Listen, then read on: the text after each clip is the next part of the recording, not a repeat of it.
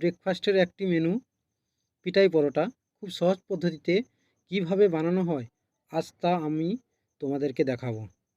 এবার দেখে নেব পিঠা পরোটাতে উপকরণ কি কি লাগে। পিঠাই পরোটাতে বেশি উপকরণ কিছু লাগে না।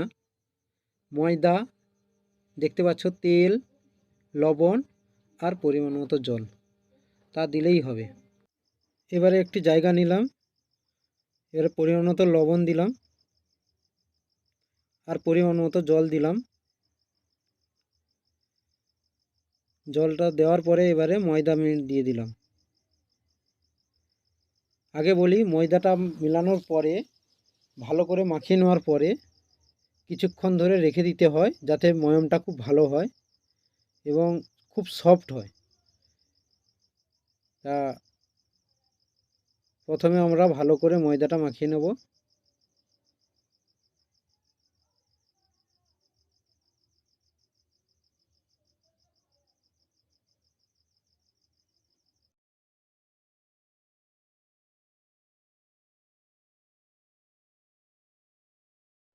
ময়দা মাখানো হয়ে গেছে। এবারে দেখতে পাচ্ছ যে খুব সফট করে মাখানো হয়েছে। এবারে ময়দাটা আমি রেখে দেবো কিছু। এবারে বড় বড় করে লিচি কেটে নিয়েছি। তোমরা কাটলে ছোট করেই কাটতে পারো। এবারে আমি ওটাকে বড় বড় করে বেলে ফোল্ড করাবো।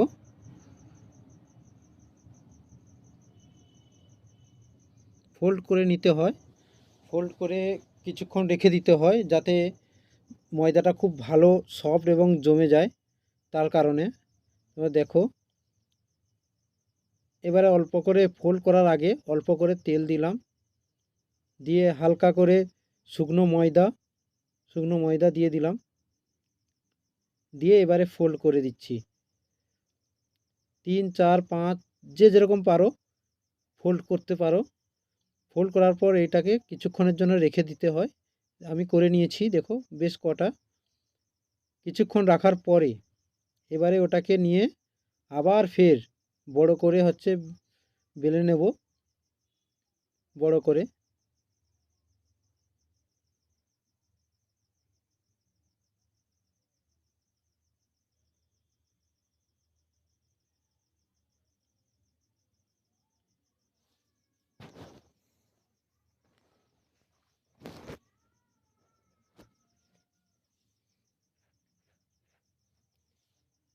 খুব বড় করে বেলে নিলাম। এবারে এটাকে গরম তাওয়ার উপরে দিয়ে দিলাম। এটা আমি বড় তাওয়া বড় করে করেছি, তাই তোমরা বাড়িতে করলে ছোট করে করবে, ছোট জায়গায়। এরপরে ওটা খুব ভালো করে ভাজার পরে নামিয়ে একে খুব সুন্দরভাবে পিটিয়ে এই রেডি হয়ে গেল পিঠাই পরোটা। খুব পাতলা পাতলা, খুব সফট পিঠাই পরোটা রেডি। এবারে তোমরা এই পিঠাই পরোটার সাথে যে কিছু দিয়ে সকালে আলুর দম, ঘুগনি, চিকেন, যার সঙ্গে খেতে পারো, খুব ভালো। খুব আরও নতুন নতুন ভিডিও দেখতে এমডি টেস্টিং টেবিল এই চ্যানেলটিকে আপনারা সাবস্ক্রাইব করুন।